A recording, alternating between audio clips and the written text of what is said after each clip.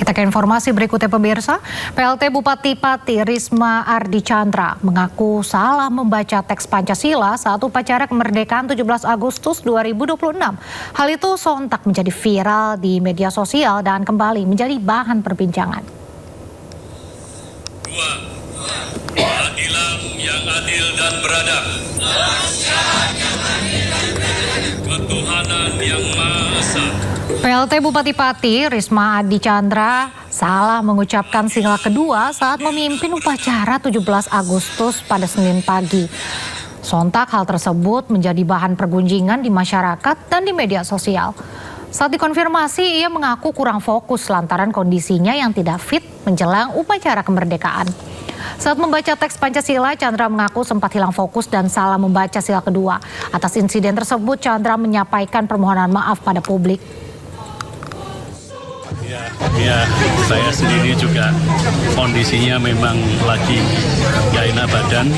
Pagi hari itu sudah keringat dingin, cuman karena posisinya 17 Agustus saya harus kuat, tapi ternyata memang fisik manusia tidak bisa, kalau memang kondisinya seperti itu akhirnya blank, jadi itu di luar prediksi kami.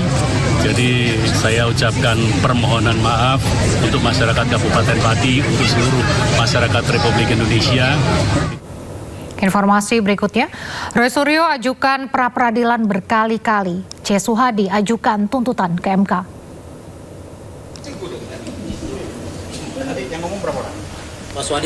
Nama pengacara senior C. Suhadi tiba-tiba muncul dalam perkara pra-peradilan Roy Suryo dan Dr. Tifa.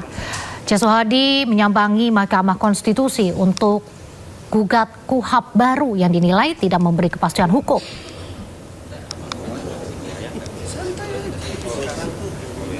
Yang sudah mengajukan prapit itu bukan hanya sekali tapi berkali-kali, bahkan yang sudah ada yang 4 kali, barangkali nanti sebentar lagi udah menjadi 5 kali. Nah ini kan tidak menimbulkan rasa kepastian hukum, dan kita tahu juga semangat daripada dunia peradilan khususnya ya kerja-kerja hakim itu kan sebetulnya ada mekanisme kerja sebagaimana yang diterapkan dalam Undang-Undang Kehakiman nomor 48 ya tahun 2009 ya, dikatakan di dalam pasal 2 ayat 4 itu peradilan itu harus berajaskan cepat. Nah kalau berulang-ulang begini kan ada 3 kriteria juga yang kita temukan ya, tidak cepat ya, tidak juga sederhana dan tidak biaya murah. Ini yang kita mau tekankan kepada permohonan kami yang ke Mahkamah Konstitusi. Karena kita melihat perspektif atau pandangan berkaitan dengan prapit berkali-kali itu bukan mencerminkan rasa keadilan.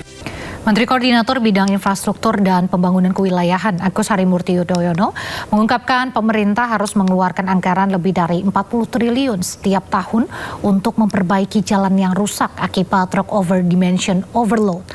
Hal tersebut menjadi salah satu alasan pemerintah mendorong penerapan kebijakan zero odol pada 2027.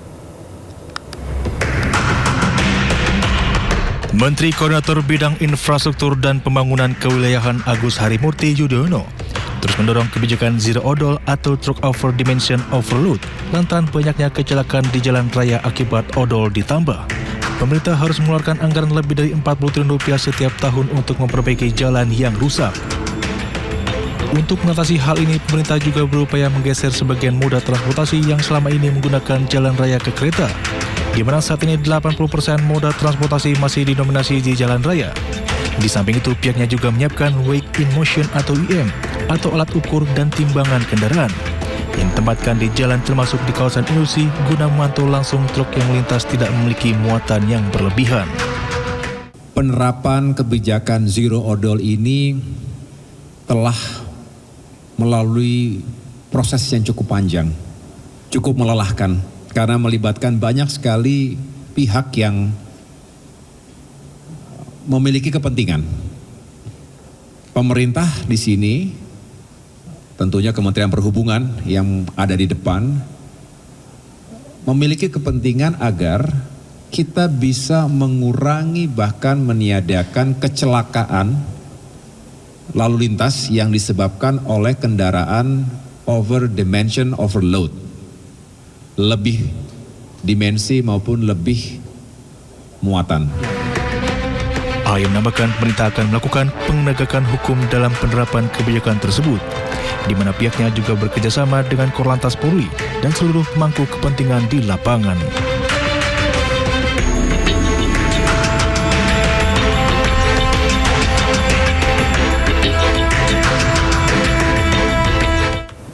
Menteri Perhubungan Budi Purwakandi mengancam akan mencabut izin rute pelayaran bagi operator kapal yang mengakali data manifest.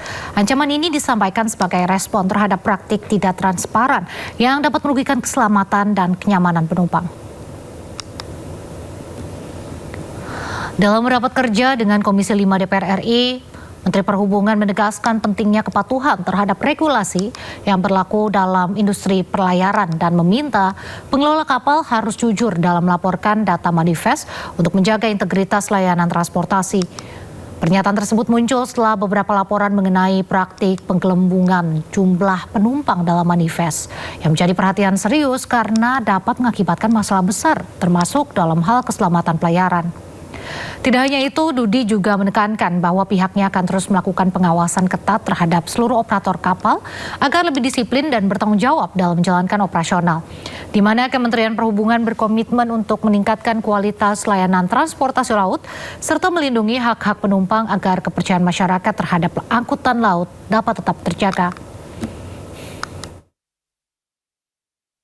Kami juga menekankan kembali bahwa terakhir kami sudah memerintahkan bahwa kapal tidak boleh berangkat apabila belum diverifikasi jumlah terakhir penumpang yang naik.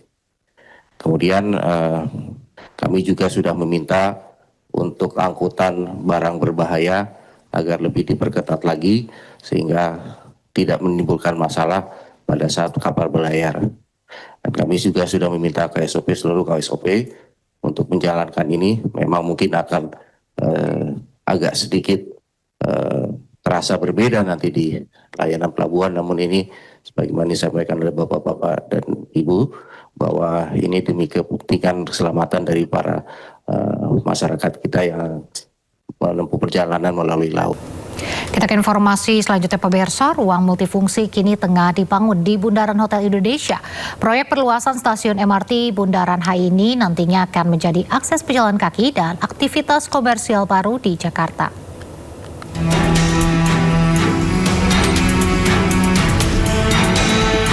MRT Jakarta melalui anak perusahaan PT Integrasi Transit Jakarta kini tengah membangun ruang bawah tanah yang merupakan perluasan dari stasiun MRT Bundaran Hotel Indonesia Jakarta Pusat.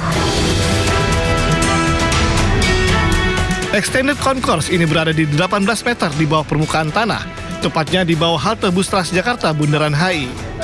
Tempat ini memiliki luas 4.439 meter persegi dengan anggaran sebesar 200 miliar rupiah. Nantinya Extended Concourse akan berfungsi menghubungkan stasiun MRT dan halte Transjakarta melalui bawah tanah. Di lokasi ini juga menjadi akses pejalan kaki di bawah tanah dari stasiun atau halte menuju pusat perbelanjaan atau gedung di sekitarnya. Lokasi ini juga akan dilengkapi area komersial yang bisa dimanfaatkan warga dan pengguna transportasi umum. Ya, area ini direncanakan disiapkan untuk bisa menjadi area multifungsi dan juga area retail untuk mendukung mobilitas, dan beragam kegiatannya akan dijalankan untuk mendukung ridership yang akan diestimasikan mengalami peningkatan. Peningkatan kurang lebih akan ada kenaikan 6.000 riders ya di stasiun Bundaran HI menyambut extension rute Bundaran HI yang akan diteruskan ke stasiun Tamrin dan stasiun Monas dan juga dipersiapkan sampai ke stasiun Jakarta Kota Tua. Ya, di dalam area ini nantinya juga disiapkan interkoneksi untuk tersambung atau knockdown panel yang akan tersambung langsung ke area basement 1 di Plaza Indonesia dan juga basement 1 yang akan didevelop oleh Wisma Nusantara. Saat ini pengerjaan proyek Extended Concourse MRT Bundaran HI telah mencapai 22% yang ditargetkan rampung pada Mei 2027 mendatang. Rencananya Extended Concourse akan diresmikan pada Juni 2027 bertepatan dengan ulang tahun ke-500 Jakarta. Dari Jakarta, Chandra Bramandika, iNews melaporkan.